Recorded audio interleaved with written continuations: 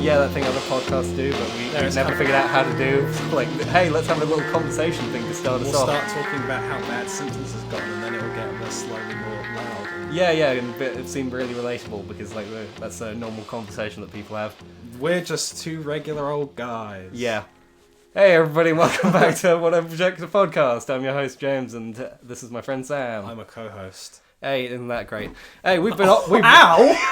Oh! Did you hear that, guys? That wasn't meant to cast... That's a little savage. That wasn't meant to cast shade, but it did.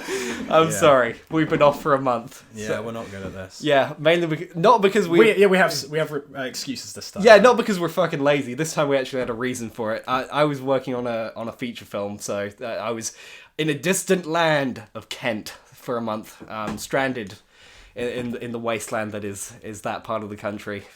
So I was just working as assistant editor. That's taken up a lot of time. I did consider, because I had a lot of my stuff there, trying to do a podcast on my own, but then I realised how worthless that would be. Just me yelling at the wall for an hour or something. I can imagine you maybe doing like a short half-hour one. Maybe. Like talking about the film production. No, but I always thought like whenever it's a single person on a podcast, it always does just seem like rambling at the wall for half an hour. But the only way you get good at that sort of stuff is if you... Like, I remember listening to like a podcast, some guy who he works on films and stuff, and he just do like a bunch of podcasts talking about working on the set, and it's just like, yeah, it's basically just me sitting there wanting to tell people what to do because they're not doing their job properly. Yeah, no, that's the other problem, is that I would be very tempted to just become very bitchy about all the things that I do. And then someone finds you, and someone finds me, and then I'm he has a whole podcast like casting shade and rubbishing people. Oh, trust me, I could, but I'm not going to do that. And also, I don't want you to basically just pitch for why I should basically make your job redundant to be this whole thing of just me talking to myself for the podcast. Maybe if you quit the film industry, you can start a podcast basically saying, look, you're not a genius because you're doing like... Maybe when I'm done with the film industry, when it's finally chewed me up and spat me out, then when you're at the ripe old age of 30. Yeah, when I'm Kevin Smith, when I've had Kevin Smith's career and and everything's ruined and no one likes me in Hollywood anymore and I'm just making independent films to get by, then I'll do the podcast thing and just everyone will pay attention to that instead of the films. And I can cast as much shade as I like. And then you'll have a reasonably successful career, because people will care more about how you're like, basically, here's why the industry's full of shit. Yeah, that's pretty much the only people that get to do that sort of thing, is the people who are already famous enough for that to be okay. I think I'll be okay with that. Yeah, but until then, there's not been too much news that's been coming out, but it's been kind of quiet. Yeah, I mean, there's we've no Avengers 5 announcements or something. Marvel's been fairly quiet. There hasn't been any, DC hasn't pulled any major bullshit, though we do have some stuff to talk about on DC. I think it's just been business as usual, hasn't it? Yeah, but just the awful garbage just continuing as is. 2016 continuing to be my contender for top 10 worst years of my life. Yeah, this is pretty awful year. Or rather worst years of humans in really. General. Yeah, it's been, I think that's more I think people have agreed it's been pretty terrible. It's been a real dumpster fire. But hey, there was a good movie that came out a couple of weeks ago that we saw, Kubo of the Two Strings. Yeah, this could play into our what we watch in. We'll do a full review in a bit, but I managed to catch the last screening of it here in Worthing, because it's fucking gone now, and jeez. And man, I feel so bad for that movie. I had to go see it in cinemas because goddamn, that movie deserves some money. Yeah. Even if you don't love it as much as because I really spoilers for the review, but I really enjoyed it. Even if you don't love it, it's that stop motion. It Leica are pretty much the only ones making that stuff anymore, and it deserves just a bit of patronage. Yeah. Oh god, it bombed hard. It's one of the biggest bombs of the year. Yeah, it hasn't even broken even. Not even close. I'll definitely be buying it on Blu-ray just because that movie deserves every bit of patronage you can get. I believe it's still playing in Brighton. I think for the next couple of days, but I know that it's gone by next week. I think. Son of a bitch. It's not going to be around for a while. Yeah, I'm going to be busy for the rest of this week and probably a bit of next week. So I doubt I'll be able to see it again. And I wanted to watch it again just to give it more money. Yeah, I wanted to watch it again because the last showing I could get was Saturday at 10 a.m, so it was full of kids. which was really annoying them. It's like, is he dead? It's like, shut up! It's really emotional. I want to watch this. I heard a little bit of that. Yeah, but it really quieted down when the film got going. Yeah, no, I think it's also a Saturday morning thing that just the kids were a bit uppity and damn the youth. Yeah, old man shakes fist at cloud. Youth is wasted on the young. Yeah, fucking right. But even with that, I was able to enjoy it, so that was pretty good. Yeah, you got anything that you've been watching? Well, I've been watching Star Wars Rebels. Season 3 just started. That's pretty good. They've brought in a character from the expanded universe, Grand Admiral Thrawn. That's really good. Those guys, Dave Filoni and the production team of Star Wars, they've just been... The last couple of seasons have basically been them saying, oh, Disney said this shit's not canon. Well, we gotta scramble to get it back on board. Disney chucked all of this stuff from the expanded universe overboard and said, that's not canon anymore. We're not using that. And basically, they've just been spending all this time like, no, that's canon, that's canon, that's canon. And they've just brought Grand Admiral Thrawn, and he's a great character. He's really interesting. Yeah, it's kind of a shame that there's a lot of garbage. In the universe. Well, that's kind of the good thing, is that because there is a lot of garbage there, they can handpick all the best. They can filter in the good stuff, like Darth Revan, like Darth Bane, Grand Admiral Thrawn, the Bendu, all of this stuff that's like nerdy and weird and different, but not the fucking terrible stuff that happened with Luke's son. Yeah, like Luke's like basically anything that happened with Luke and his extended family after episode 6 is a fucking dumpster fire, and I will hear nothing good about it. It's like, oh, and he's the best Jedi ever, and he can fly, and he can, and his like, and his R2-D2 is called, what is it, Zippy? Oh yeah, there's a droid that can use the Force, and Luke's kid Luke's nephew goes to the dark side, and then Luke goes to the dark side because a clone of the Emperor seduces him to the dark side, and then it turns out it was a trap, and he was in on it the whole time. It's like, it's some of the worst writing I think I've ever seen in that kind of area. I'm glad they ditched that. That shit can burn in a fire. I'm fine with it. A lot of the stuff from before the Star Wars stuff, a lot of the deep history stuff is good. It's perfectly fine, or at least it's just it's okay to be there because it's in the background. But anything that was written with the original characters, you can tell it was written by fans, and they are just filleting those characters. Yeah, that sounds about right. Yeah, Luke is the best Jedi ever, and Han Solo is he's the best smuggler ever, and he gets away with everything, and just, oh god, it's the worst. It just... I'm glad they got rid of that. But the stuff with the Rebels, they've just released the first episode for it, and the character in that, Ezra, he started out shit, like a lot of the kid characters in those shows. He's grown up a lot. He's a lot more interesting now. They've added in Sith holocrons, so artifacts that can turn you to the dark side. Cool. Yeah, some really cool stuff there. And and they got Tom Baker, the guy who played the Fourth Doctor, in there voicing a character. So that's really cool. That's good shit. So yeah, if you haven't watched Rebels yet, you should. You specifically should. Oh, me specifically. Yeah, you should be watching that shit because it gets real good. There's a lot of stuff I should be watching. Oh yeah, definitely. No, to be honest, I got my act together recently, and I did watch something. Because normally it's just me playing video games. In between the long road to platinum Metal Gear Solid 5. Yeah. 210 hours and counting. Jesus, man. It's a good game. I recommend you play it. Still though, 210 hours. That's me trying to complete all the side Oh content. yeah, no. The actual game I think took me, with a few... doing some side ops here and there just to build up more money. That took me about 80 or 90 hours maybe. Still pretty damn. Maybe 70. Anyway, I watched some anime, mate. Yeah, Berserk. Yes, the original TV series. How does that hold up, animation and story wise? It holds up on great writing and art direction. I remember you watched one episode with the Anime Club, and I remember you saying a bunch of people found it quite funny. Yeah, I mean it kind of is. It's just... Look, I'm gonna level with you. Animation's pretty shit, right? Yeah. Dub is quite bad in a lot of places. Yeah. After a while, you can hear the voice actors getting more comfortable with their role. A lot of the other people are still very terrible. But after a while, I did actually start to like the voice actors they had for the roles, and they're still not the best actors, but apparently they were good enough to come back for the new films. They're like the only returning voice actors in the English dub. Anyway, the show itself, really good. It ends just as a new arc is beginning in the manga, because it catches up with the manga, and the manga has been going since the 80s. And it's just started another hiatus, guys. Yeah. Yeah, this is one of the issues with anime in general. It's just like going off of mangas that aren't finished, you know, and it just ending up in that situation where they're either having to complete the story without knowing what happens, or just like having to go on long hiatus for that sort of thing. I think that's the only medium I know where that happens. Yeah.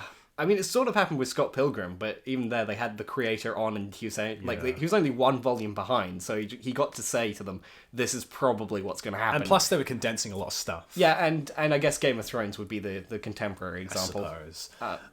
But anyway, like the show, it's a really interesting story, because it's the first season. I haven't read a lot of the manga, because like this here's my problem. Like I was down with like, okay, dude, I love Berserk. I'm ready to like buy so many volumes of manga, and then it's I posted this on Facebook. It's that really annoying situation like, yo, I'm totally gonna get, and then you look and like, oh, they expensive. Just a few. Yeah. And it's like, it's enough to be like, if it was like one volume, it's like, yeah, this is like 30 quid, 40 quid or something. I could stomach that. If it's something I really like, I'd be like, yeah, all right. But there's like just a handful of volumes, like 2, 3, I think it's like 3 or 4 volumes of like manga across the 37 like manga that they've released so far. They're hard to find and expensive. And I'm like how expensive though? Like, because like you said, if it was just like one or two of them are super expensive, I'd grit my teeth and kind of go with it. But like if they're like 100 to 300 quid, like then it's like, no, that's not even close. Am I going to pay that much for one volume? You know? Oh wow, there's one volume 2 for £37. That's the last one I saw. That's a kind of like upper limit stuff for it. Yeah, that's the last one I saw. The rest of them seem to hover around 10 to 15 quid. That's a bit more. Like all the other volumes are like £10 around about that, and that's totally fine. That's reasonable. But there's enough out of print volumes to where I'm like, oh god. So now I'm gonna have to read them on other websites. Yeah. I was looking into a manga. Does it make you cry looking at the visuals from the original manga and then the new series? Yeah, so someone put it really well. No, wait, I was thinking of because someone compared newer panels of the manga to the old one, and they say, I hate how the author is starting to look like he's a fan artist of his own work. Oh, yeah. It's not even bad. It's just it's changed, and it's like, oh, okay. Yeah. But I'm getting off topic. The story is actually really cool, because it starts off more about a story of trying to achieve your dreams, and like the when like the loftier your dreams, like the more you're gonna like burn people around you to try and achieve them. And it's like it's again the voice acting is crap for a lot of time, but it's really the writing that like pulls it together and like keeps you invested. I will admit it was actually kind of hard starting at first, because the main character Guts, he's such a piece of shit. I fucking hated him. That was the other thing. Watching it with the anime club is just like, wow, this main character is kind of irredeemable. It's a bit hard to go through with that. He's a total piece of shit when the series first starts, and it doesn't help that it's set in a time where, you know, obviously it's more like, you're a woman, you can't do blank, and I get that that's the time. Yeah. And at first, like, it didn't help.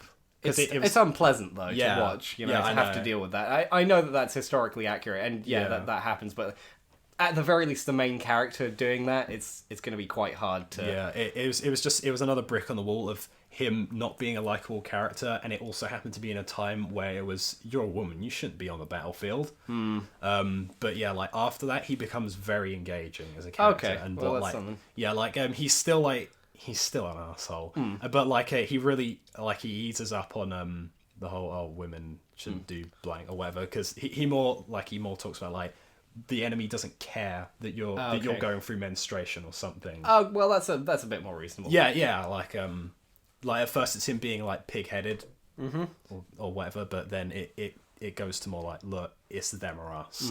Like the other character Griffith, he is far worse. Yeah. Like it's what's with the meme of Griffith did nothing wrong? Though? Basically it's kind of is it because he did everything wrong, or is it it's something specific that he didn't do wrong? Now I haven't read the rest of the manga because I know that after he quote does nothing wrong, he continues to be a character. But basically, it's all part of like his dream. Like he's building up this army, and he's like he's trying to become this like position of power because it's kind of tough to get into right now. Like he talks about how like he's building this cobblestone road, like in a metaphorical sense, to try and reach this metaphorical castle or whatever. And it gets to the point like this is almost like towards the very end of the series, where he does something that's just like, dude, what the fuck? Like, he's so engaging as a character. Okay, so like, there is specifically something that he didn't do wrong. Yeah, there's a bit in the manga where like something changes and like that shakes like his dream or whatever. It's I'm trying to dance around spoilers here, but how long is the series though? Like 25 episodes. Oh wow, then yeah, it covers like one arc. That's fair. I was wondering like if this was a long series with like multiple seasons, but I figure I could get through that. Pretty quickly, so. And it feels very like it has a non-ending. Okay, I'll warn you now, it has a non-ending, but it feels like quite satisfying. Some series can make that work because it ends just as the Black Swordsman arc starts to happen, and like the series actually like first episode shows a bit of the beginning of that arc. That was what I remember. Guts is the Black Swordsman, and he looks like he's been through like hell and back. The series ends just where like it's the first arc is ending and that new one's beginning. Fair enough. Yeah. And it's just like it just shows how Guts and Griffith are like playing off each other, how they both have like their own sort of like personal sort of goals they're trying to achieve, and like Guts is like learning, like it's really interesting because Guts is like trying to figure out why he swings his sword, because all like from like day one all he knew how to do was like, because he was like there's some stuff about like how he was born, because like basically they find him nearby this like tree full of dead people or something. It's pretty metal. But yeah, like he gets found by like this like army of people, and they basically just like, let's just teach him how to swing a sword. So like that's why he's a piece of shit, because he wasn't really taught how to be an actual person. He was just taught how to be a soldier, and like the story is just about him learning why he swings the sword and what it means to like be a man with ideals and stuff like that. And it's like interesting how they grow from just like a small band of mercenaries to like this force to be reckoned with. And it starts to like interweave dark fantasy into it. Like a lot of the time it's more like the politics of them like becoming a stronger army and stuff like that. And and it's just like it's them growing, and then like there's like a darker story interweaved through it. And then I think when that arc ends in the manga, it gets really pushed forward, or like dragons and demons and stuff like that. Yeah. Well, in complete contrast to that, I've been watching something much more innocent, which would be I caught up on Steven Universe. Which I mean, because the episodes are a lot shorter, it's probably the same amount of content, but you know, there's only 4 seasons or 3.5 so far. And yeah, that show is really, really good. I love Steven Universe. I took a long time to push through season 1, because season 1 is a lot like with Adventure Time. Season 1 is just like you get, and Gravity Falls, season 1 you get through it, and then it gets a lot better, I think, because in season 2 and 3 they add a lot more of the plot stuff, the stuff that I actually wanted to be in there, you know? I do still agree with the this is basically video of saying that the show mainly keeps mystery by characters not asking very basic questions like, where did this lion come from, what is, you know, what's the deal with this sword, what's the deal with the diamonds, like all these questions just like they are very pertinent to the plot, but no one ever really properly goes into them. I think to be fair, with some of the stuff, they kind of keep secrets from Steven because they don't know what. That's fair, but it's just like the fact that he never asks the question. Like we never see him alone, really contemplating all those things of like how exactly was he even born? Because he's technically his mother's gem, but like why are the diamonds so racist? Like what's the history of the people there? It's like. And that stuff doesn't need to happen all at once. It doesn't need to be a big exposition dump. I do like the way they're trickling stuff out. Yeah. But it would be preferable if stuff was brought up more naturally when stuff happens. Like, stuff happens with the diamonds, like, maybe they could go into a bit more of an explainer of exactly what happened with them on Earth and everything. Yeah, despite that, they still do a really good job of, like, we don't actually see much of the world. We've seen it, like, a little bit of it once or twice, and they still do a really good job of, like, developing the world. Yeah, no, that's a really great bit of it. I'm kind of hoping that the series just keeps going in that direction and just, like, little bits here and there, and, the latest season, like, it feels like Rebecca Sugar is just, like, being given more and more leeway, or for all the gay to Well, she has seep in. Recently, she actually came out as bi. Oh, okay, well, I didn't know, like, whether she'd come out as gay or bi or anything. Yeah, so, she came so out that's as not bi. surprising.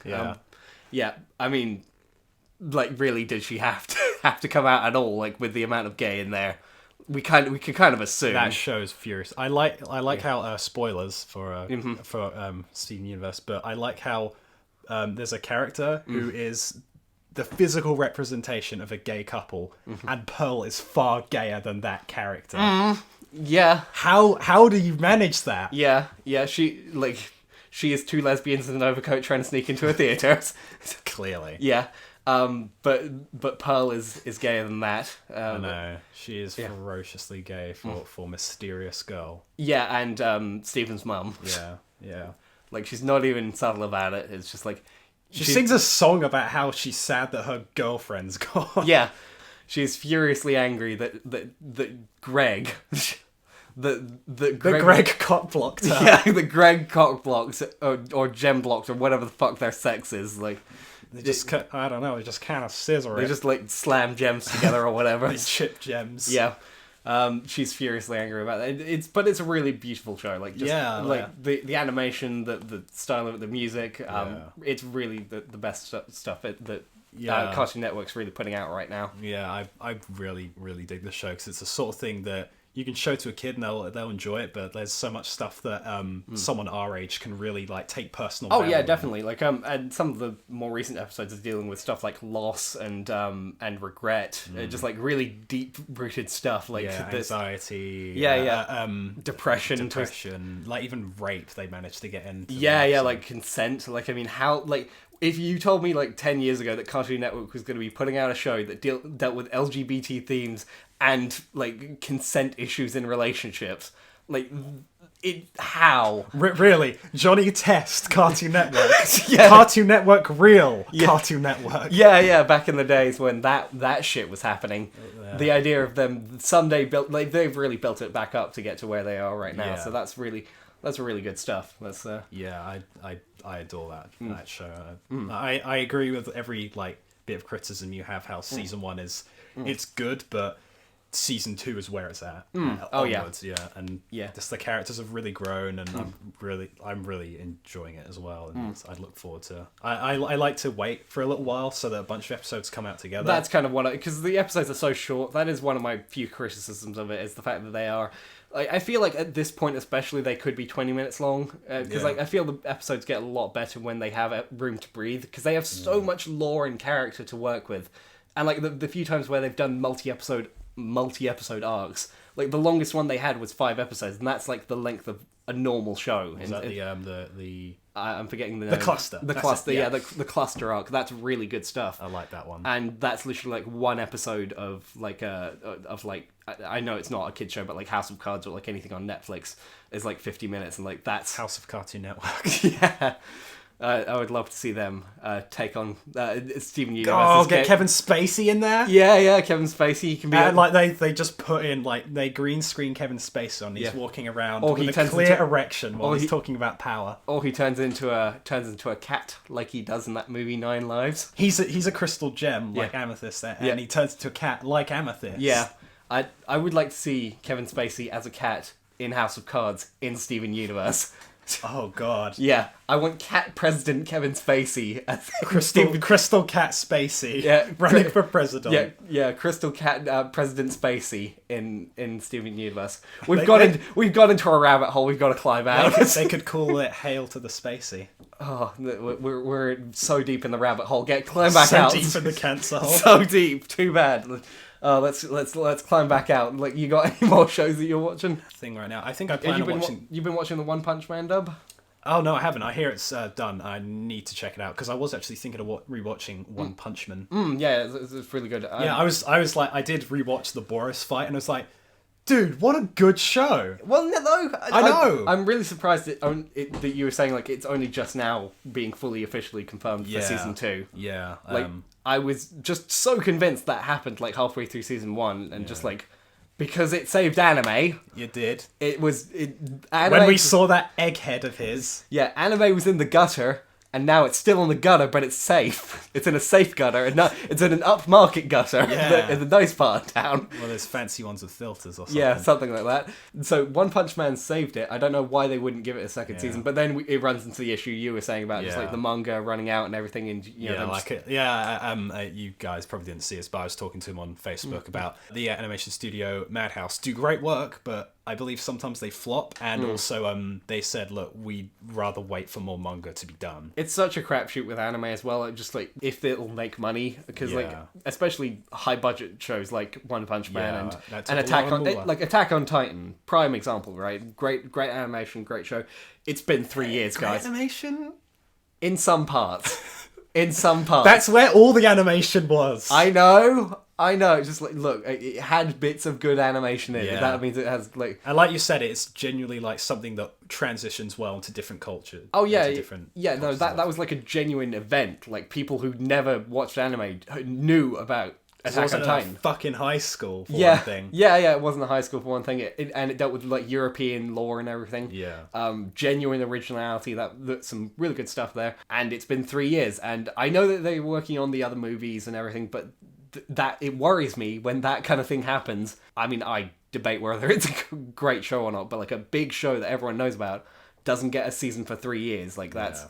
I don't want that to happen to One Punch Man. Never. Well, that does remind me. I did watch the Attack on Titan live action films. How were they? They happened.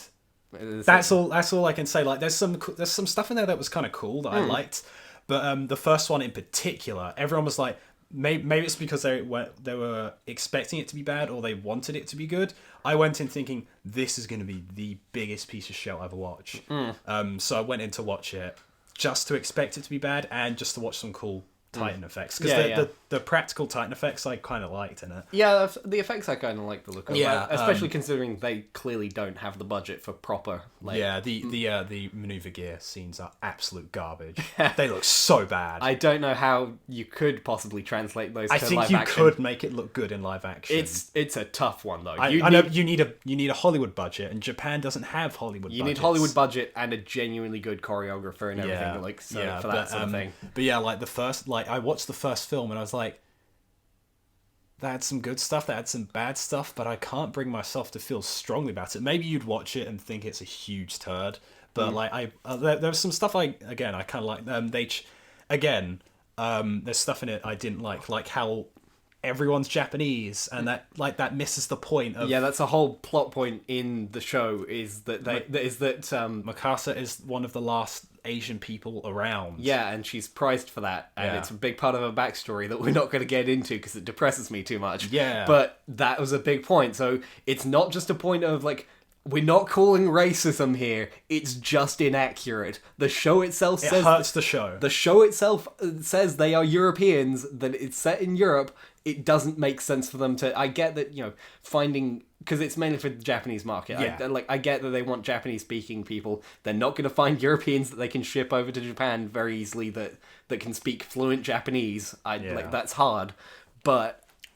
there were better ways around that. Yeah. I think it could have literally been an international thing where they could have gotten people speaking English or any other language and like just translated it into Japanese for a dub or something. Yeah, true. And it would have done well over here, possibly, even with the low budget. Yeah. There are some stuff in it that's pretty cool. Like they change up Mikasa and Eren's relationship. So instead of her basically mothering him in this, when the Titans inevitably attack, they're all like running to like a church for safety, and then like when in like the chaos of the crowd, Mikasa sees some woman dropped her baby, so she runs back to grab it. They inevitably get split up because of the pull of the crowd. Eren gets stuck inside the church and they won't let him out because there's Titans outside, and then he sees like that big grinning Titan coming around the corner, and like Mikasa's just sitting there terrified. An explosion happens from like them trying to kill the Titan, the people on the wall. And then when he comes out, he sees she's gone, and he assumes the worst. And then years later, he finds out that she enlisted, just like he did. Oh, so they're separated for a large amount of time. Okay, that changes up the relationship. And what I like even more is that she basically blames him for her being left behind, and she just got it scarred her, and she nearly got eaten by a Titan, and the baby that she had ended up getting killed by one of the Titans. So spoilers, sorry guys. And she resents him for that, and I like that. That's cool. It's a bit of an interesting one. I mean, I kind of like the fact that, because it was the only thing that made Eren's kind of boring anger acceptable, was the fact that he had all these people around him trying to manage it. Yeah, that was something that at least kept him on the up and up. Whereas Mikasa's occasionally they go shut up. You're a little shit. Just get back into. It's just a prank, bro. Yeah, it's just a Titan prank, bro. But but no, that's at least a different type of thing. I can kind of understand. And it kind of annoys me that okay, whatever, you want Japanese actors for a Japanese audience. I get that.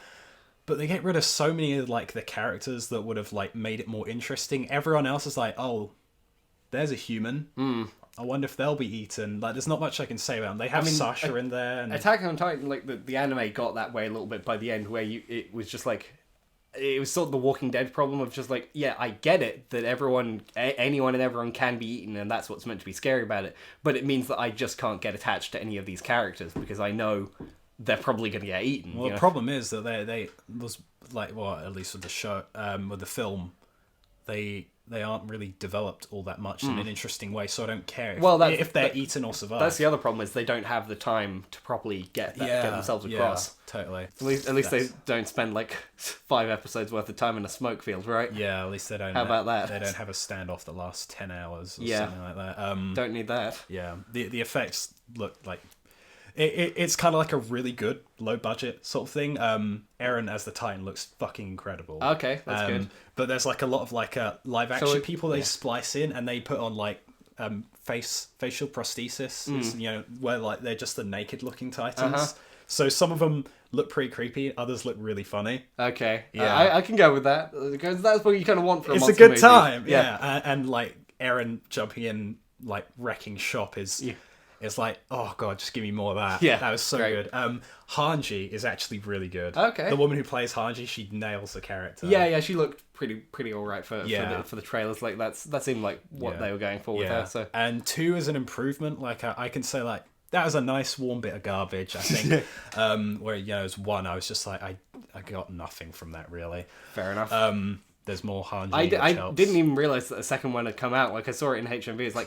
It's shit! It's a 2-part film. Oh, okay, 2-part film. Okay, that makes more sense. They filmed it back to back. Okay. And they make a lot of changes to the identity of certain Titan shifters, just so they can have a more concise sort of film. And I will warn people, if they're planning on watching the live action ones, I think it goes into what the manga's going to eventually do, because they talk about what the Titans are, what's on the outside of the very outer wall, and it seems too specific and too thought out to be no, the creator must have told them what it is, because there's one part in the film where they kind of hint at what the Titans are, if you haven't already figured out, or if I'm very behind with the manga, so unless they've already said what the Titans are, but that plays into what's on the very outside of the wall, right? And so if you want to wait for the manga, I'd say don't watch the second film if you don't want it to be spoiled. The more I think about it, the more I think especially since I thought there was a lot of fat that could be been trimmed from the first season. I feel like Attack on Titan, very similar to Avatar: The Last Airbender, seems like a premise that would work really well for a live action Hollywood movie.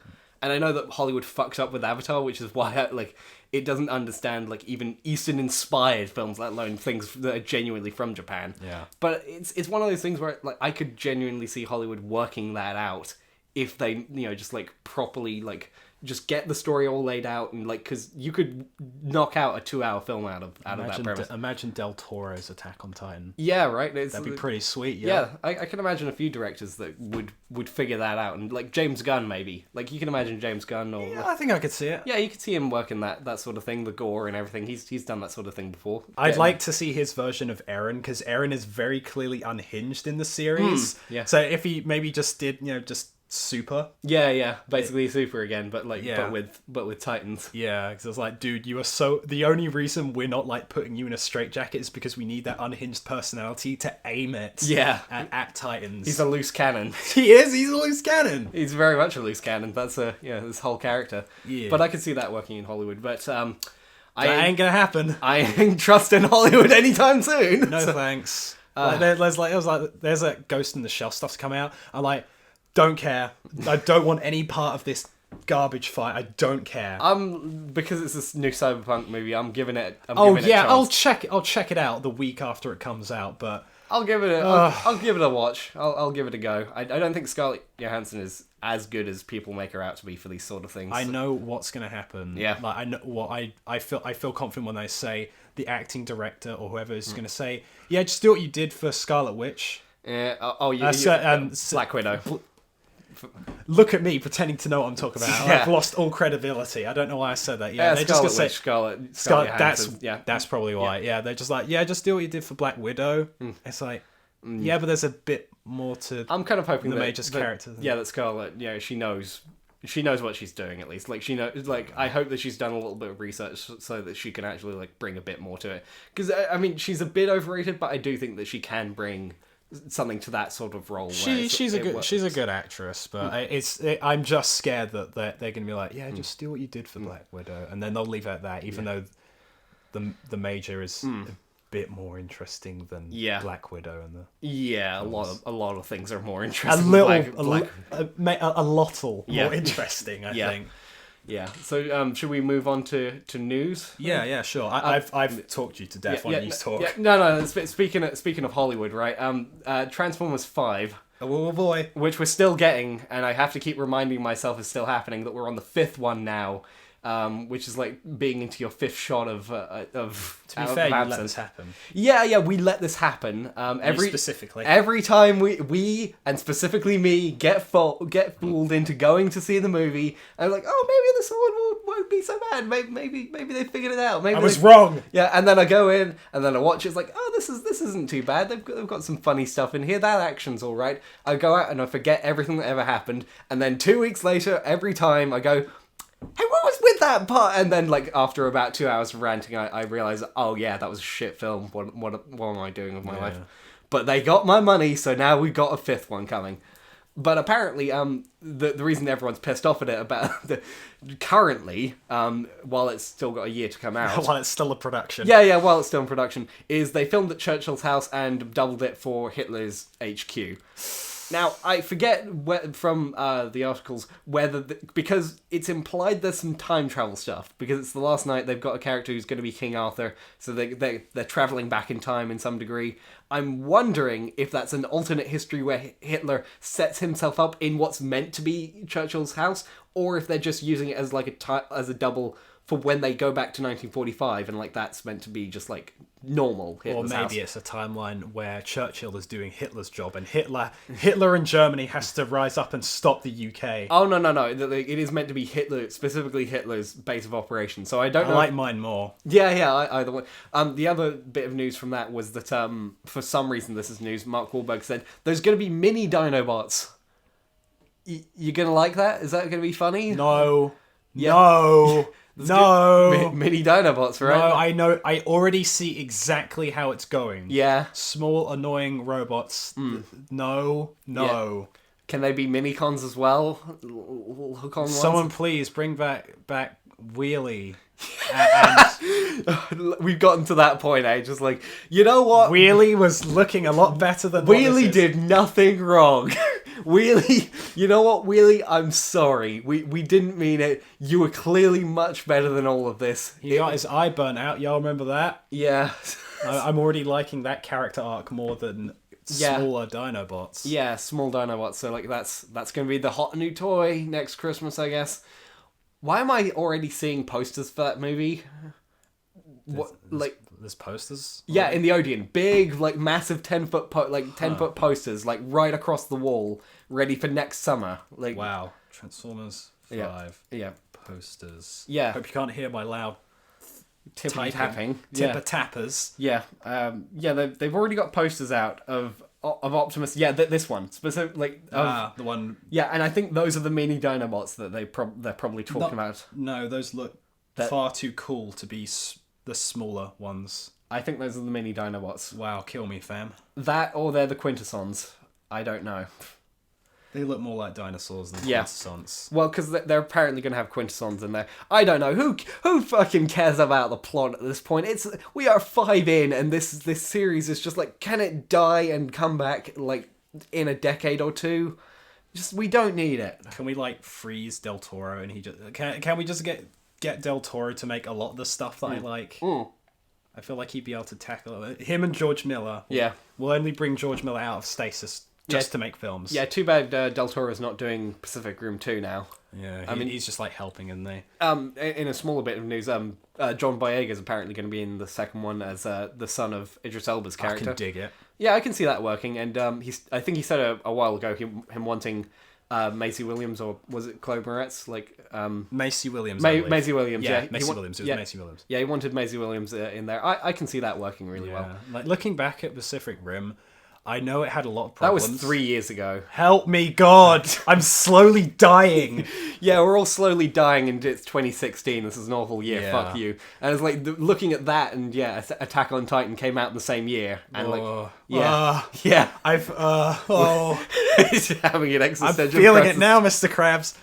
But yeah, looking back on your slowly dying life. Yeah, looking back at a time where I was like further away from death and closer to Pacific Rim, which, if anything, that's a measuring stick of my life timeline.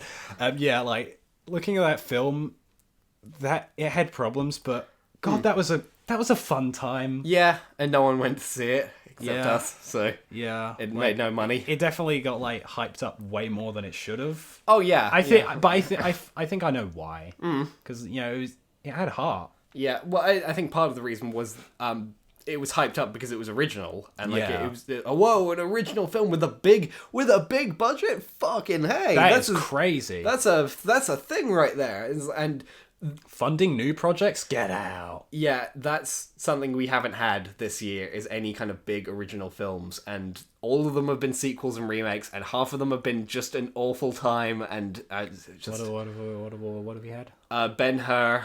Oh yeah, that film. Yeah, remember Ben-Hur, right? It's like that was No one remembers Ben-Hur. No one saw it. It's still out, right? Kubo gets less playing than that. Yeah. Oh fuck! Just kill me now, right now. I don't need to see the rest of this year. I already know what it's going to be like if Ben-Hur's still playing. Yeah. But Kubo, a genuinely fantastic, heart-wrenching film, gets sent out old Yeller style. Yeah, another original film that didn't make it this year. Just do it. Pull the fucking trigger, dude. What other films have we had this year? A bunch of remakes and sequels, obviously. Like Ghostbusters. Yeah, that happened. Yeah, Ghostbusters. And it didn't ruin your life, guys. Yeah, it got everyone real pissy for a couple of months, and then it left. And then they moved on to something else. Yeah. We had Tarzan. Yeah, Tarzan. We had another Tarzan. Oh yeah, we had Popeye. Okay, no, I know. I wish. I know. That's a fake poster, but I wish. I would watch 60 feet tall Popeye going around punching shit. Oh, man. Stealing the world's spinach supply. We had Tarzan. Oh, God. Suicidal Squadron. Oh, boy, Zoolander 2. We had that. Oh, God. I keep forgetting that was a thing. Yeah, Zoolander 2. 3. Ice Age, whatever, 5, I think. Fuck you. So, did that happen? Yes. I'm not sure. Yes, that happened. Wow. We're on the 5th one. I'm not even shitting. No, I'm not shocked at the fact we're on the 5th one. I'm shocked that film came out and I didn't hear anything about it. I would have thought people would have said, "Wow, this is a piece of shit," or something about it. But no, that we couldn't even muster anything for it. That genuinely slipped under my radar. Oh, Warcraft. Warcraft. Your film of the year. It wasn't so bad. I know. I'll give it that. It was not so bad. It wasn't Angry great. Birds. Angry Birds. Yeah, just. What an awful year for movies in general. Yeah. Even the good ones, I'm not even giving that much to. It's. Oh, and Sausage Party, which has made far more money than Kubo. Yeah, at least that's another original film. I'm looking at small favourites here. It's like Hillary Clinton winning the presidency. It's not something you celebrate. It's something. It's something you admit. Okay, we're not as deep into the landfill as we could be. oh boy, a new kind of life-threatening virus to add to the list. Yeah. Great. Yeah. Now I have more to worry about. Yeah. Oh, Independence Day 2, that was another one. That certainly happened. That was, another comedy of the year. But yeah, this year for films very much it either happened or it was shit. Pretty much, yeah. And that's that really. So do you got another bit of news to go through? I brought this one just for you. Firewatch is getting a film. Yeah, I heard about this. This is an interesting one. Like it's gonna have like a lot of people say, oh, it was basically a movie anyway. There wasn't much choice. Very clever. Barely a game. Walking simulator. Am I right, guys? SJWs. I'm so original. I don't know why that game had backlash, but it's because it's different. Yeah, and to be fair, the plot, it kind of falls off a cliff in the game. Yeah. There's a specific twist where because it's very dark and foreboding for a lot of it, and it's very clearly building up to something. Is it building up to him getting to the tower?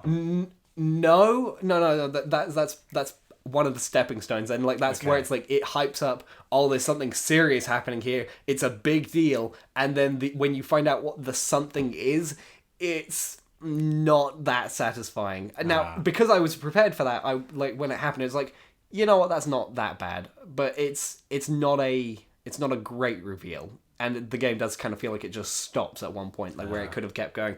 But as a movie, I could totally see that working. Maybe that's where they could iron out the problems with the script as well. Possibly. One of the weird things, though, I don't know how it's going to work in live action, because half of the reason that game being amazing is the art direction. True. Just the look of it is... I mean, it's my background on my computer right now. It's really good. I love the look of that game. I think if they did something really interesting with like the camera and lighting and maybe some like effects in production, possibly, but I don't like. It's maybe there's also the point that it's one of those things where it works as a game, so maybe if they went like a scanner darkly, I wouldn't almost like that. Like because the thing is, if you're gonna make it as a film, you might as well make it as an actual film. Like because there's nothing that visually that would require it to have a lot of that kind of stuff, and plus I don't expect rotoscoping like that to come back in with the scanner darkly. That kind of style was very hard for them to do, and I'm impressed they got it done once. So yeah, but Firewatch, no, it's a good game. But there's the problem that I keep bringing up is like people say, oh well, it had this great plot, like it works as a game, you know. It's like I don't see why it needs to come out as a movie, you know. Yeah, I mean, you still need to play Firewatch, don't you? Yeah, I will play. You need to get your feels wrecked. No, not my feels. Yeah, again. I've dragged you down so many field roads, like so many field trips. Yeah, and unpack your lunches. Yeah, BoJack Horseman, Life is Strange. That now my getting favorite character is Max Caulfield. Yeah. Oh, yeah, you got to get on it. I still need to do a second playthrough where I'm terrible to everything. Yeah, you do. Oh, and somehow still get the girl at the end. Yeah, I still need to do a playthrough where I am the fuck everybody, because like I was so nice on my first playthrough. I want to do a playthrough where it's like, you know what, all of you, fuck them. That's I just me like. I don't think I've actually like talked to you like in depth about Life is Strange. Like I feel like that needs to be a podcast on its own if we were going to do that. Like true. There's a lot to get into there. Maybe when I've done a whole nother playthrough, we'll add that as a topic to another one. Yeah, or just us doing a playthrough of that game, like just together, because like it's maybe finish a playthrough this time. Oh, I don't know about that. That's asking a bit much. We can dream, okay? True that. The last bit of news that I wanted to talk about was basically all the Power Rangers stuff that's been released. Yeah. Okay, so casting news. On top of Bryan Cranston as Zordon, which is great, because that guy started out voicing Power Rangers villains, and I'm a fan of that. And now he's back as Zordon. That's a good one. I hope he's playing it as Heisenberg. Please. Yeah, bold Heisenberg and everything. But on top of that, we've now got Bill Hader as Alpha 5. Now, they've wrapped production, like, so he's not going to be on set for that, but I'm guessing they either had like someone practically there with the effects and they're just going to dub over it, or they had the golf ball and like the eyeline thing with CGI and whatever they're going to do with that. But he's a good voice actor. He's he's done a lot of SNL stuff. He was half the voice of BB-8. Like so. Oh yeah, he was, wasn't he? Yeah, he's done a few things since then. So he's a good voice actor. I can see that working. The other thing they released though was a bunch of posters. Look like fucking crap. Now, I'm sorry, but even me, yeah, even me was like, wow, this is. Someone was paid for this? Yeah, I've made a lot of noise about how shit Marvel's Photoshop team are, because they are, and they should not be fucking paid for their work. They are terrible, but wow, what are you doing, Power Rangers? Now, I know that it's not the best, like, they don't have the biggest budget ever. Like, they don't, like, they're not, like, it's not the same as like, Transformers or whatever, but the effects on those posters is garbage, and like the look of the Power Rangers, like in their very clearly green screened room, like doing their shitty little poses and not even looking like they're blended on top of their Zords, just slapped on there. Oh, just awful. We'll just add a little bit of shading here, I guess. Yeah, I'm also still not a fan of the designs of the Power Rangers. They don't look nearly as good. The actual suits. Yeah, the actual suits. Oh god, I don't know. I'm not saying I like them, but I looked at it and I was just like, I don't know what to think of it. Well, that's my point, is that I can't remember them because they're not nearly as clean or as iconic as the originals, and the CGI does not look good. I know that in motion it might look better, but it doesn't look good. It's not like Iron Man where it's like instantly iconic just from the image of it. And I understand that, obviously the movie's coming out next year, so they've got a lot of time to work on those effects, but they should not be showing that shit when it's not done, Yeah. Rita Repulsa doesn't look any better.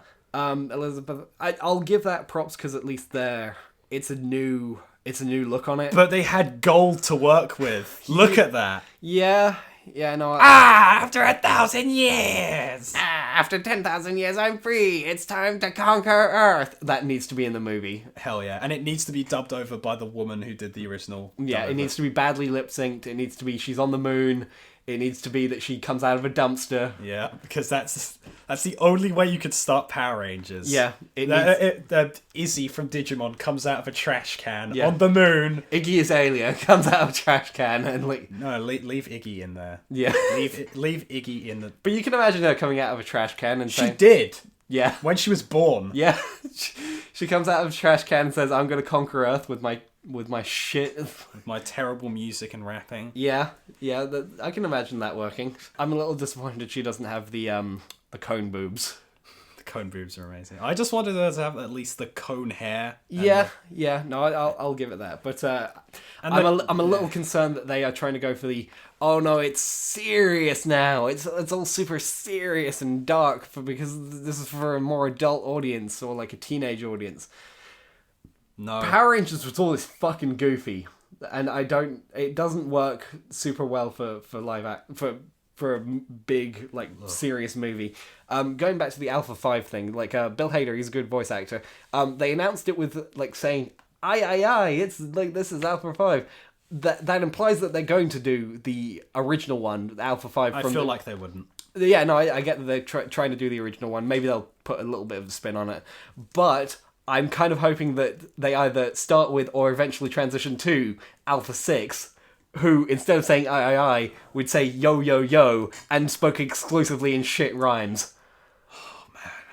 I want that so much. It needs to fucking happen. Come on, Hollywood. You can redeem yourself. Yo, what up, Rangers? I am not shitting. Quoted. Like, from the original Turbo series. Love it. Need it to happen. What was it? Alpha 6? Yeah, Alpha 6. He looks exactly the same. Doesn't change the look of the character, because they only had the one costume, I guess. Of course. But, yeah, he's like, yo, Rangers. I need it. I need it in a big budget live action film of Power Rangers. Just get the same old suit. Yeah, same old suit out of the trash can. Yeah. It's like falling apart and you can see the actor. Yeah. Oh, need it. Need that to happen. That'd be the jam. Yeah, no, that's the Power Rangers movie we all want and love. Like, that's the Power Rangers I know. And I want it to be exclusively Power Rangers Turbo, where they fight a giant pizza man. You were about to toss your salad. Yeah, all at once. Iconic. I'm gonna toss your salad, Rangers. Just imagine Cranston saying that. Yes. in his buttery, angry voice. You're worried that a man knocks on door and he'll toss my salad? I am the salad. Yeah. Well, That's the Power Rangers we need. Yeah. Anyway, that'll be probably fucking garbage. At least it'll be in 2017, which is hopefully less of a dumpster fire than 2016. I don't have to worry about that dumpster fire yet. That's next year's garbage. That's next year Sam's problem. Anyway, have you got any more news to go on, or are we all I've got left is Respawn wanted Titanfall to originally be on all platforms. Now that they're making 2, and it's no shit. Yeah, it's gonna be multiplayer. Titanfall 2, I'll at least consider buying it. The first one, I was like, I'm not buying an Xbone. I'm not buying it on PC. Fuck that. Yeah. But if considering it's on PS4, it's got a good look to it. The campaign's looking interesting. They look like they've learned. Yeah. But it's like, what did we learn today, kids? Have a campaign. That's right. Or have some legs once you've been released. Yeah. You need to keep me interested after the 2 weeks. Yeah. You can't just show up anymore if you're campaign only. And don't hype it to fucking high heaven. Like this one looks like it's coming out like next month, and it's like, oh, cool. I haven't had 6 months of it being beaten over the head for me. Like, I'm at least thinking, oh, that's something that I can imagine myself buying. Yeah, that's not like, oh, can you please die already? Which was what I felt like with the last one. Yeah, I was feeling that. Again, wasn't that 2013? Oh god, it was 2013, 2014? Late 2013, I think. Yeah, along with Watch Dogs and Destiny. All 3 of those came out that year, and the Holy Trinity. Yeah, and that day humanity had a cold reminder. Yeah, a grim reminder of why hype is terrible and you shouldn't do it all the time. Yeah. So anyway, like the last bit is actually a happy note that we might end on. Yeah. I still have Metal Gear to talk about. Okay, yeah, no. Delay the happiness. Fuck that, right? Let's move that on to the last bit. One more bit of salt to get out. Yeah. Of the way. I know I'm late to the party, but as the resident Metal Gear fan, I have to chime in. All right. Okay. The fuck was that, Konami? Okay. I'm just going to lean back and let this happen. So yeah, chime in whenever you feel. Yeah, like sure. So for those, I'll set it up. Okay, so Konami, for those of you who don't remember, has been garbage for a while, but they obviously got rid of Kojima. Kojima's off on his own thing, making Death Stranding. That's apparently coming out. What was it? 2018 that you said? Yeah, 2018, possibly 2019. He had to announce that in a weird way by saying it'll happen before the date that Akira is meant to be set in. I think say before 2019. Just say that. I think because he according to his Twitter, he's like a large percentage of his body is made of films. He just wanted to be like, yo, Akira's happening real life, guys. Yeah, no, that's a fair point. But that man's fucking weird. But anyway, he's doing that. He's off in his own little world now, away where Konami can't hurt him. Yeah, out of their dungeon. So in the meantime, Konami's left alone to play with themselves, and they're just like, oh hey, we've got all these assets left over from this game. Let's just make a fucking survival zombie game. Why not? And it's an alternate universe with unicorn zombie crystal things. We can be weird too, Kojima. We don't need you. So anyway, that's the setup. Proceed with the salt. Yeah, they released gameplay, and now I do not blame anyone for thinking it was going to be just a burning pile of dick. Mm-hmm. I do not blame a single person for saying it's going to be it's literally going to be the worst thing ever. Like that word means anything anymore. But yeah, I cannot blame anyone for thinking it was just going to be just a complete train wreck, given Konami's fucking atrocious track record as of late. I mean, it doesn't look great. Yeah. This is what I'm saying. It looks like the actual. First of all, it looks all right because it's built off the back of what Kojima and his team already built. The Metal Gear Solid 5 build. Yeah, the Fox engine. The Fox engine, and it uses a lot of gameplay mechanics from the 5th game. And technically speaking, not story-wise, that game is a masterpiece. Yeah. Just a unbelievable work. Well, I mean, that's the thing about a lot of modern, especially AAA games, is no one says that they're gameplay train wrecks or anything. They like, I think at this point, especially third-person action games, we've gotten to a point where we can pretty much, like, Got the formula just down. churn them out. Like, there's nothing wrong with them mechanically. They function. Like, Assassin's Creed especially has, like, gotten that to a level where it's like... There's a baseline. No one can complain about the gameplay. It's just a matter of, like... Is it doing anything new? Is it doing anything interesting? Is the story good? Are the characters relatable? Is it doing anything? Is it just retreading its glory days? That sort of thing. Yeah. Like, and that's absolutely the problem. Like, they're like, yeah, we can do new stuff, and like their way to sell me with this is there's zombie like creatures and there's a crafting table, because of course there fucking is. Straight out the gate, like, the worst possible way to attract people now is like saying, like, hey, we can do stuff without Kojima. We don't need him. We're we're okay. We're capable by ourselves. We can feed ourselves and clothe ourselves. We're not complete fucking children. Yeah. And yet they go and proceed to shit themselves on stage, like, As they're trying down to dress their leg. themselves. Yeah. Yeah, like there's some friends of mine who do a podcast. I recommend it. It's called The Loot. Okay. Yeah, like they're not Metal Gear fans, and their reaction was perfect. It was perfect. It brilliantly summarizes the problem with what Konami is doing. Like, okay, we need something to like prove that we'll make a Metal Gear game without him, and it's gonna sell and all that. I know they don't care about the art. They haven't cared about that in a long time. But like, they were trying to like prove, like, look, we can sell you a new Metal Gear game. And these guys who did the podcast talked about, they haven't played any Metal Gears, and they watched that and they were like, I don't. That was kind of boring. I don't get how that was supposed to sell it to me. That, like, they weren't impressed, like, in the slightest, and it's I think that just speaks brilliantly, because, like, okay, we've got to find a new hook, and it's like, for people who haven't played it, they're like, wow, that was a bit boring, and for veterans, we're like, this isn't a Metal Gear game. Well, that's the thing of it, is, like, fair enough using the Fox engine. It's a good engine. I don't blame them. Like, why build a new engine when you've just built a fantastic one? Yeah, so Fox engine, totally fine. No problem with that. Yeah. Even Metal Gear's mechanics. Okay, I'm not a fan of just reskinning games, basically, because that's what, That's what Assassin's Creed That's what Ubisoft have been doing for the last 10 years, and it's getting a bit fucking old at this point. Even they understand it, and they're basically taking, like, 2 to 3 years for the next game to really work on something new. Props to them. But making a new Metal Gear game, like saying it's Metal Gear, it's in the same universe, but it doesn't have Snake, it's a 4-person co-op game, it's zombies, it's an like, is this 2007? Is this literally 2007? Because you cannot get away with this shit anymore. Yeah.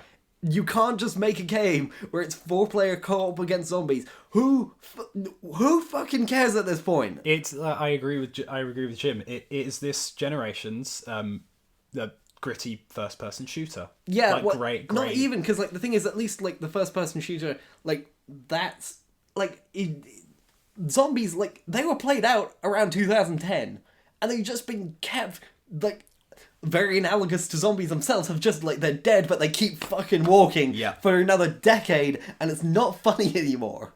Yeah. It's not good, and I know they said, oh, it's a spin-off. I still find it very fucking insulting that like, in the context of the story, it's like, oh yeah, it's Metal Gear Solid 5 is this story about how revenge will never ever make you happy, and it just ends up destroying you and those around you.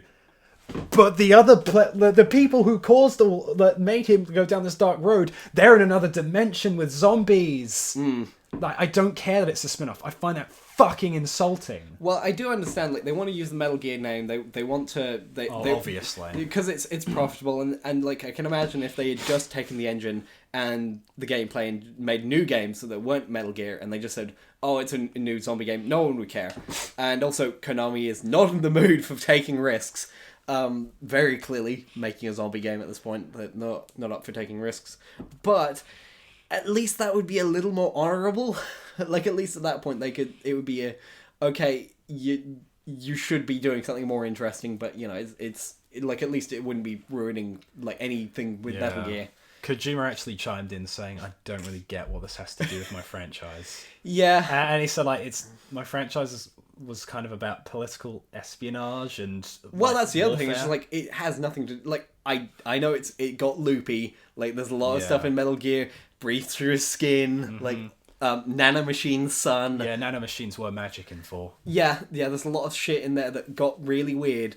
But zombies. I'm gonna say At least it was its own brand of weird. I'm gonna say something like why, like I know some people are like being smart guys and saying, oh, but 5 had like zombie-like people. Now here's what I'm gonna say: the reason Kojima got away with it in 5 was because 1, when he does something, he rolls with it and it's stupid and he knows it and he like has fun with it, and 2.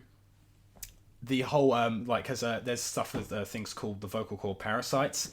That's a smaller part. Like there's like a side effect where like these things called the skull's parasite unit. They emit this smoke that can infect people and put them in a zombie-like state. They're not actually like bite people, turn into zombies, but they're in a sort of. Well, that's the zombie-like other thing. state. Is like whenever Kojima does something weird, it's part of a larger thing where it's Yeah. like, okay, it's weird. It might not even necessarily be original because it's zombies, whatever. But The execution. But it's execution and it's there, it's just there as part of the story. Whereas this thing is just like, zombies, right? And that's Yeah. all they got. Yeah. That's the thing, not just a thing as a part That of it. seems to be the premise. Like we're stuck here with zombies, and it's just like at least in Metal Gear Solid 5, they took they took the basis of a very worn out premise, and that's to the side. Like no one focuses on like, oh my god, look at these guys who are getting affected. Like the broader story of Metal Gear Solid 5 is about revenge and culture, language, and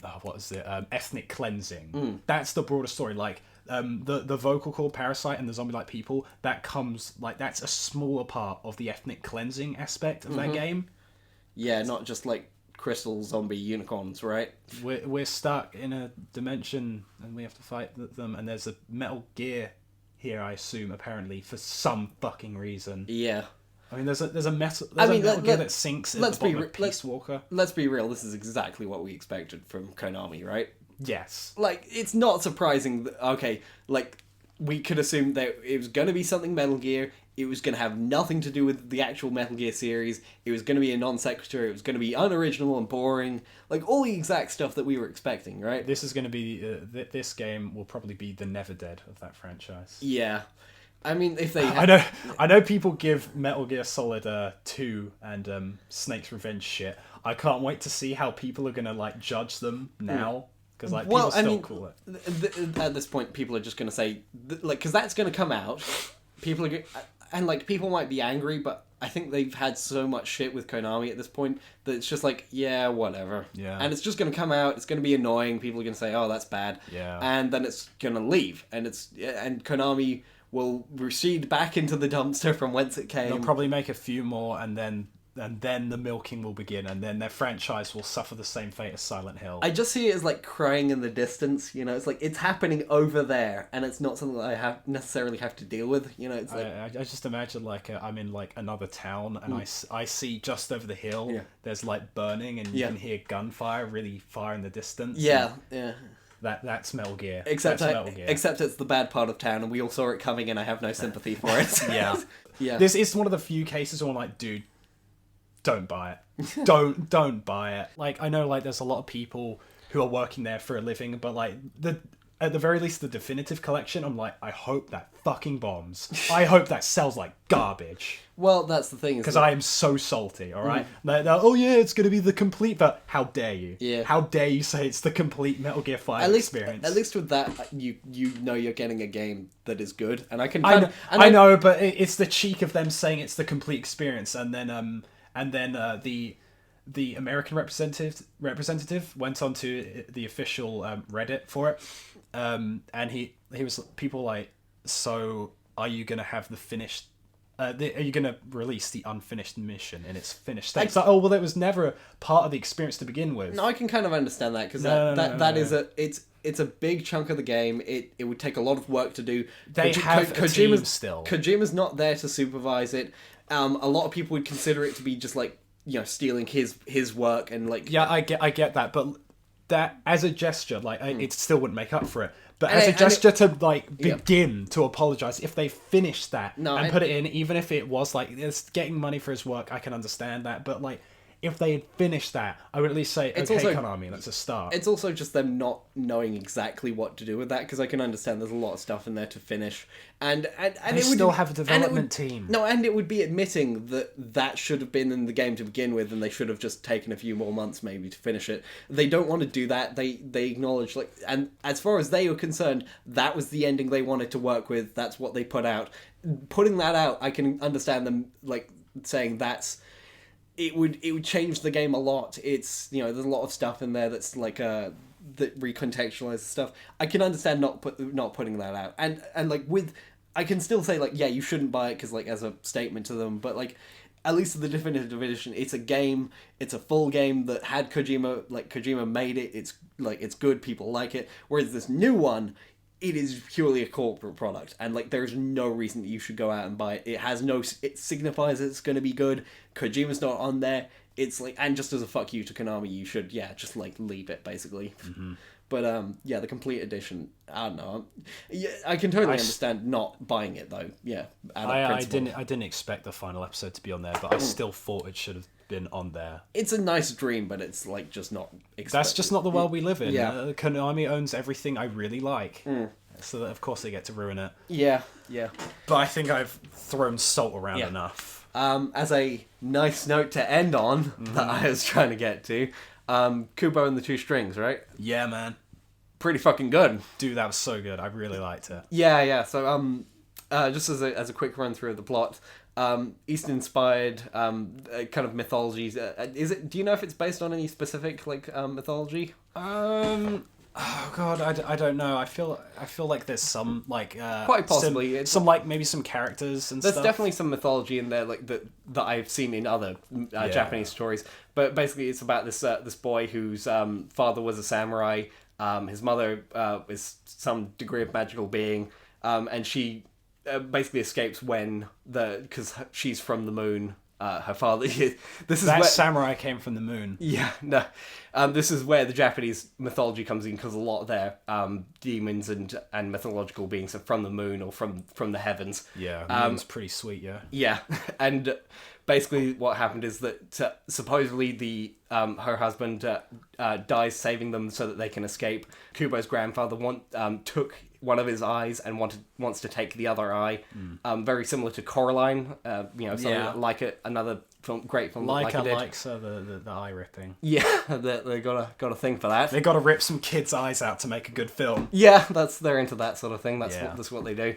And basically, Kubo, like his mother, has this power to use this. I forget the name of the instrument, but it's got three strings. Oh god, I can't remember. Yeah. I wish I'm looking this up, otherwise this will bother me. Yeah, sure. But basically, he has this instrument with three strings, which when he plays it, he's able to control paper and other materials to fly around and do stuff. And a big part of this of his mother and their exile is that they have to stay in, after the sun goes down. Otherwise, their family will find them. And basically, guess what happens? And that's where the plot starts. Yeah. And after that, his mother sends him away. He finds a monkey and a beetle, magical journey, hero's journey, that kind of stuff. Yada yada. But it goes it's got a few twists in there. It gets really interesting. Yeah, I think it does plot wise. I won't go too much. We'll get into spoilers later, I think. Yeah, I think plot wise it does something similar to Paranorman, but not in a bad way. It takes, you think it's going one way, but then it takes it in an interesting way where it's like, oh, that's a neat, I was expecting it to go this way, but it didn't, and I appreciate it that it did that. Yeah, no, I do like where it ends up going and the themes it plays on with family, and it puts it in a way where it's a story that you don't usually see. I know it's a hero's journey, but there's some elements in there that just make it very unique, and I think very good for kids to see those certain elements about family and how Kubo deals with it and everything. The animation is just fucking stunning. I know. Something with stop motion is it's very difficult to do fight scenes, choreographed ones, but to do them well, that's even more difficult, and they do them very well. Well, that's the thing. It's just trying to remind myself each time that it is in fact stop motion. That is in stop motion. Yeah. And it's just like that thought in the back of my head. I mean, obviously there is some stuff where they do have green screening in the background. Yeah. The smoke is obviously CG because they could never play that with like actual I imagine they did stop motion computer effects for the ocean, like when the big tidal wave comes. Yeah, there's some computer effects for that. There's a lot of the water and just anything with that is CG. There was some stuff where I was racking my brain to think, how did they do that with stop motion? Yeah. There's definitely some stuff there where it's like, okay, you could clearly see they had to plan that out with CGI. But the fact that a lot of it is stop motion, and even the stuff that is then green screened in is also stop motion. Yeah, we've all seen that. There's a scene where there's a giant skelly, and that's not just like a larger puppet. That was something they built like on a sound stage. Yeah, it's and they have all the movements. It's 22 feet tall. And then they just computer edited in the small puppets in later. Yeah. I mean, like it's really impressive that they make, because it's the world's largest stop motion character that they've had. So that's really... probably part of what made them cost so much money and not get it back. Yeah. I mean, like I'm perpetually amazed that they've managed to keep going, because like they're the platinum games of children's films. Yeah, because Coraline and Paranorman did not do big money. I thought Coraline did very well, and it progressively they made less money. That's where it's kind of gone. Yeah, because like Coraline did really well. There was Paranorman after. Yeah, Paranorman did decent. Box Trolls, I think that broke even, and this I keep forgetting that Box Trolls even came out. That's everyone forgot that. Like Box Trolls wasn't even bad from what I heard. Everyone forgot about it. Not bad. It's just one of their weaker premises, I think. Yeah, like, it's just they set such a good standard for their films for it to be. I've just heard it's very cookie cutter. Yeah, very mediocre compared to their stuff. Because like Coraline and Paranorman, I genuinely think are some of the best kids films out there. Yeah, they're so good. They are just amazing things, and like the animation has just gotten better and better. Yeah, even Coraline still looks great as well. Oh yeah, Coraline looks great, but just like when you think about just like the progression from that to the action scenes in this, I know. Oh, amazing stuff. Yeah, like the sets look so varied and colourful. And just the fluidity of all the animation, of just like the characters walking around. Something very and, like, satisfying about the way they move. Yeah, and just like, because like obviously one of the newer techniques they've used since Coraline is 3D printing all of the facial expressions to make it very fluid as to how they move for everything. It makes it very expressive. Never thought you could do that with, use 3D printing for stop motion. Oh yeah, well, because like they print each frame basically or each major facial expression to make, and just like swap it out on the models each time. That's a lot of faces they'd have to print. Oh yeah, well that's why it's expensive and time consuming. Yeah. But you can see the behind the scenes stuff of that. They just did amazing work. Yeah, they're not there to make big money. Yeah, sure as hell they don't. But yeah, that's why you gotta support that stuff. I've heard it getting some flack because it's just like it talks down to people sometimes, and it's a bit generic. I didn't really get that much. I mean, like, it does talk down to it a little, but like only in like 2 or 3 scenes I'd really point out. You know, it's what scenes would you feel that talk down to? Just like the final scene where it's like summarizing the theme is a little blunt. And a bit for kids. There's one or two like earlier on where it's basically explaining the twist out for you, like where it could have just been a bit more just like let it happen, you know. Yeah. I can kind of understand that. Yeah. But otherwise, it's just a genuinely good film. Yeah. I really liked the characters were all very nice. They played off each other well. Like I like the Beetle Samurai. He was cool. Well, that was the other thing. I heard people say that they thought he was annoying. I thought he was perfectly fine. Yeah. No problems with it. Yeah, and it's not even something to where I can see. Yeah, I could see that annoying someone. I thought he was fine. Yeah. I mean, like even when he's like being a bit of an idiot, it's fine. He's still lovable, I feel. Like, especially you have to keep reminding yourself this is a kid's film. And as a kid's film, it's really, really good. Like, just, we can't, like, not every kid's film has to be, like, on Pixar level, with just, like, treating everyone as an adult, There's some points where it is good to just have stuff in there for kids, where it's a bit more blunt about things. Yeah, I know, obviously, like, when Pixar did Toy Story, that was the sort of thing, having, like, these more like maybe cuter characters, like with more like adult personalities, that sort of thing. Yeah. But it's it's fine having something like reeled back a little. Yeah.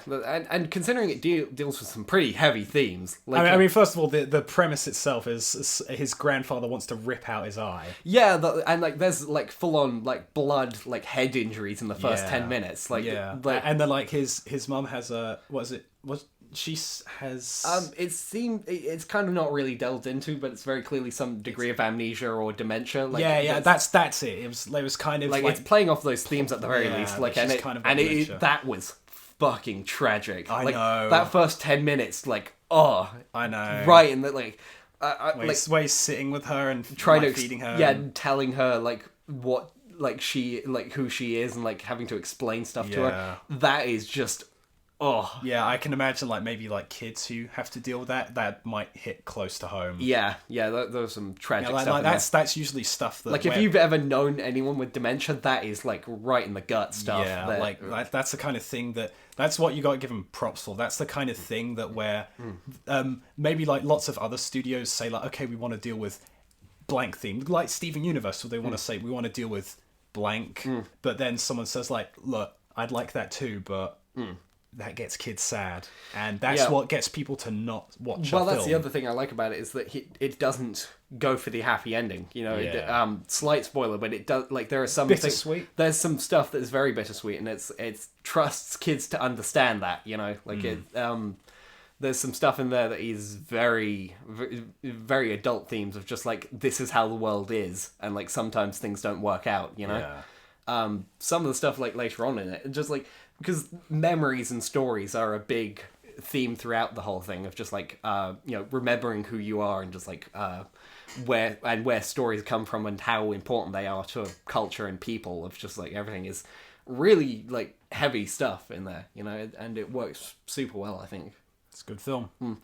Should we move on to the spoiler stuff? Yeah, we can do that. So moving on to the spoilers, like the big one is the twist of like because he meets this monkey that used to be a statue that he held on as like a totem, and like it's come to life. It's one of the first jokes is like, oh, I called you Mr. Monkey. Is like, and if I was alive, I would have been offended by that. Great voice work by Charlize Theron. Great actress. Then they meet the Beetle, who the Beetle warrior, who also has amnesia and thinks he was. That was a long time. I was playing the Beetle before they paid me to. I was like Beatles. And they find out it's Matthew McConaughey. I honestly thought like during that performance he sounded kind of like Sean Connery. He had that very like warm. A little voice. bit. Yeah. He sounded like Sean Connery when he was playing Mr. Fox. Mr. Fox. Yeah, he can do some good voice work. Yeah, that man has a pretty decent voice. Yeah. So, they find Matthew McConaughey as Beetle. They just find Matthew McConaughey. They find Matthew McConaughey in a dumpster, dressed as a beetle, eating beetles. Like, I like eating beetles. I just like the way it feels. Well, he probably would. He has a food fetish. Yeah, he's got some weird stuff to him. But anyway, and like he says that he has no memory of who he was, and that he believes he was one of the warriors who served Kubo's father, Hanzo. Like he says, I remember this crest. I remember fighting for this crest, and it's like there's clearly some stuff from that that's building up, and it's like, what's the twist going to be? Is the twist going to be that his dad like betrayed him, or is like that his dad was like his dad was the Moon King, or something like that. Like there's clearly built, and like the twist turns out is that the monkey is the reincarnation of his mother, and she put her spirit in the totem or something. And that she was just concealing that to hide it so that Kubo's feelings don't get hurt when she eventually dies. And that Hanzo is like his dad. Hanzo is the beetle. His dad got turned into a beetle because he disobeyed the Moon King's orders. The dad who was assumed dead was actually turned into a beetle by their magic, which is halfway in once the monkey and the and beetle start like flirting with each other. I by that point I could see where it was going, especially where they indicate that the monkey is his mother. Okay, well they're not going to have it that the monkey is his mother and she's flirting with this new guy. It's clearly meant to be that the beetle is his dad. Like, so once that twist did happen, once the twist came that the monkey is his mother, you could predict the other twist, and they didn't need to hide that for as an extra twist. Like they could have just had those twists together. I think like that's my only criticism of that, but otherwise it's really good. Totally. I really liked how the film ended actually. With him fighting the Moon King. And then when he just gets reincarnated as just a simple man. That was interesting. I think they went a bit heavy on the stuff of heaping on the idea that he was a good man, or them telling him that he's a good man. Like that was a bit like kids film, like kind of stuff. But I don't know. I kind of liked it how they were like, look, he's just an old man. I thought it was a bit dark that they've basically reprogrammed him, like that they've basically like sent him to a re-education camp and like, you are this, you are now, you forget who you once were, this is who you are. That was a bit dark, like, but I'm reading a bit too much into the subtext of it. Like, maybe it's something that would have like felt better if maybe they had like, I don't know, 10, 20 more minutes. Onto the film. Well, it was quite short for what it was. Yeah, it looked like they were running out of time, and they're like, shit, we need to wrap this up. And it's a bit episodic by how it, and a bit like a video game where he gets all these pieces of armor as he goes along, and and like builds up to the final boss fight, and I'd be interested to see what a game of this would look like. Imagine if this has come out as a game. That would be a sweet side scroller. Yeah, or even just like a 3D platformer action game kind of thing. I could see that working quite well. Yeah, a movie tie-in game would have been great. It could have worked, is what I'm like.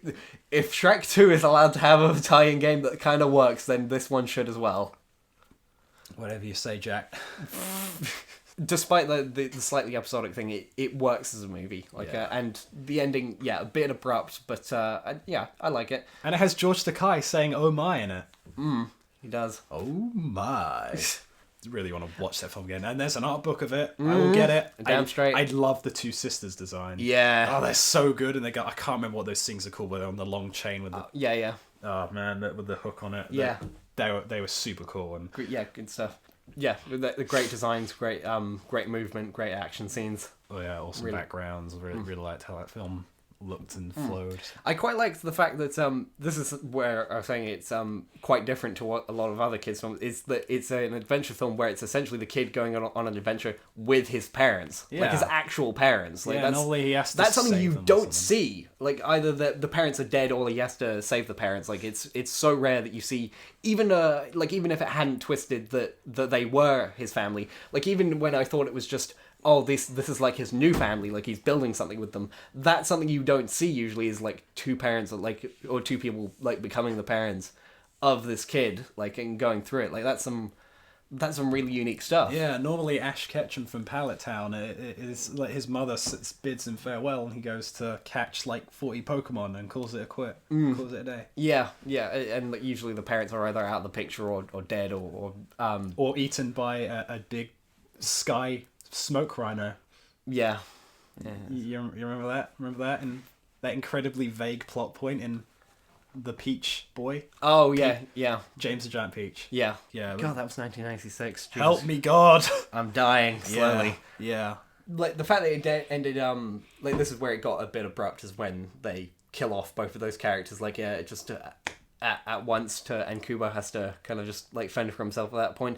I feel like they could have died earlier in the film, or like that final chapter could have been a bit longer rather than him just flying off to the final boss fight. Maybe like they pass away in an earlier part of the film, and like he has to like he continues the journey sort of feeling like broken and completely alone, and then he finds out, oh my God, they were with me all along, and then like I did kind of like the fact that they were there to tell him that, especially like the monkey, like, oh, that's his mom, like, oh, that was like a nice like bit, like, especially considering she had no memory for the first bit. I did really like that character dynamic, how she was deliberately acting cold and off-putting because she didn't want to have to put him through that again. Like, that was a good bit of character dynamic. Yeah, and her like rediscovering Hanzo basically, like as the Beetle. Nice. That was interesting. Some very, very different stuff you don't usually see. I don't get where people would think it was like talking down to people or just or too basic. Like there's a lot of stuff in there.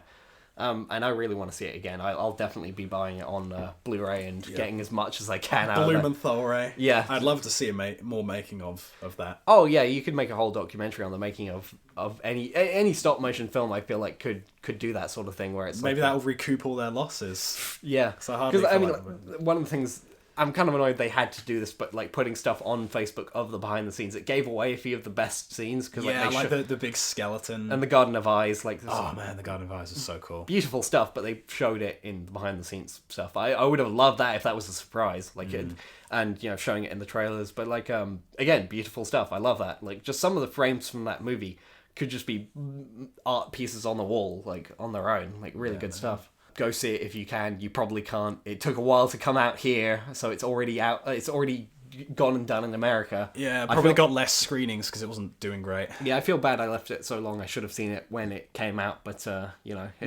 were busy. I was busy, so like I had that excuse. But it was only like in cinema. It's only been in cinemas here for like 2-3 weeks. Yeah, like it came out here 2 weeks ago. I remember it like coming out. It's like, oh, I should probably go see that.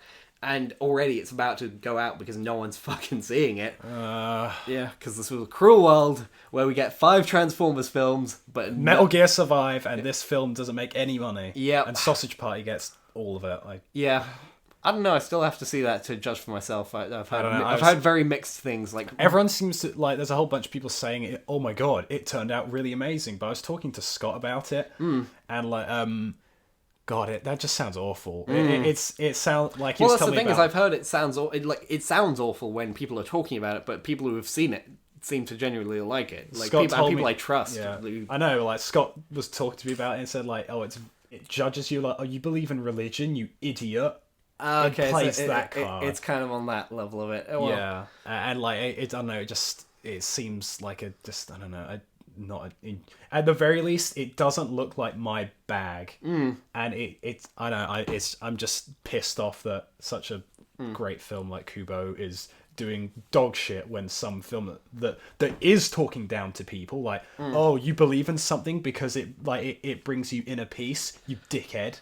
Yeah, I don't appreciate that. I mean, there's that strain of it, especially in like it's that sort of Family Guy view of religion where it is very much religion is dumb and like and you're an idiot for believing in it. But I can sort of understand that coming out of America where they are so religious that it can become very obnoxious. I suppose here it's nowhere near as much of an issue. So when that stuff is screened here, it's like, we don't need that. People aren't preachy here. But in America, that kind of stuff plays, especially to atheist crowds, where it's like, yeah, they have to put up with it, so I can kind of understand it. True. And if you look at it, if you view it in that kind of mindset and just forget about the fact that religion isn't as much of an issue here, then maybe it's a bit more enjoyable. I still don't have to watch it. No, and plus like Robo Buddy's breakdown of like that film just from the trailer. Like, okay. The mechanics of this film already like. Well, she also read the leaked script of it, and there is a giant food orgy at the end. There is a lot of that. There's a lot of shit like that. So I mean, if you haven't subscribed to RoboBuddies, she puts out better content than us. Yeah, she does, and she's she gets more regular. She gets criminally low views for what she puts out. Yeah, for like at the very least professional looking content. Very good stuff, and really well written and all that. I like Sausage Party. I mean, I still want to see it to make up my own mind because I have had that divided opinion of it. Yeah. For all I know, I'm to be fair, I haven't really liked what those guys, the Seth Rogen crowd have usually put out. Yeah, I only really care about Pineapple Express because I think it doesn't seem like the kind of film where someone says, "Yo, watch this when you're stoned." Yeah, Pineapple Express. I haven't seen, but I've seen This Is the End. I like that one. I heard that was pretty good. That was pretty good. It's still not something I'd go back to. Yeah. So Sausage Party is up in the air as to whether it'd be good, but I'll give it a go. Oh, wasn't there like news about them being really shitty to their animators? Yeah, well, that's not surprising. It's Hollywood. Animators get paid shit. On a good day, they get paid shit. I mean, like Life of Pi, the animation studio that handled that went bust the day they won an Oscar. So they no surprise there. But at least One Punch Man's getting season 2. Yeah, there's that. There's that. A silver lining to every dark cloud. Yep. That's 2016 in that nutshell, eh? It was 2016 was a bit garbage, but at least Kubo happened, right? We got 3 more months of it, right? I know, and that's fucking horrifying. Yeah, we're only like 3/4 of the way through. I know. I feel like we're doing our end of year special like a bit early, but like it's been quite awful. I've been saying this for like a month now. If Trump is going to get elected and ruin the country, can he just get elected like tonight? World. If he's going to ruin the world, can we just get it over with? Yeah. Just pull the trigger, motherfucker! Please, God. I'm tired of living in fear of the Trumby. This is a fun podcast. Come back next week. Please, God. Yeah, we're gonna get back into the regular now that I'm done with my feature film. Yeah. And now that I'm done being a big movie star, Your now 10 minutes of fame are gonna be over very soon. Yeah, now that I've worked on a feature film, I can now give up and just complain about the industry, because that's what you're meant to do. You can complain about the industry and talk about cartoons everyone rightfully forgot about. Yep, that's where I'm going for my career. Yep. Thanks for listening, everybody. You can reach us at What's That Pod or using hashtag whateverprojector, and I'm at James Says Words, and you are still refusing to promote your Twitter. Yeah, I don't have anything that ready to put out. Yeah, I still need to do a new Twitter banner for my thing because it's hopefully outdated. Yeah, horribly. Well, we'll keep this joke going until you do it. So until then, you're refusing to promote anything. For all you know, I have plenty of stuff worth promoting on my Twitter. I'm just not saying it. Yeah. That's it. It's the life of me. I am lying through my teeth. Yeah. Thanks for listening, everybody. We'll see you next time. Bye.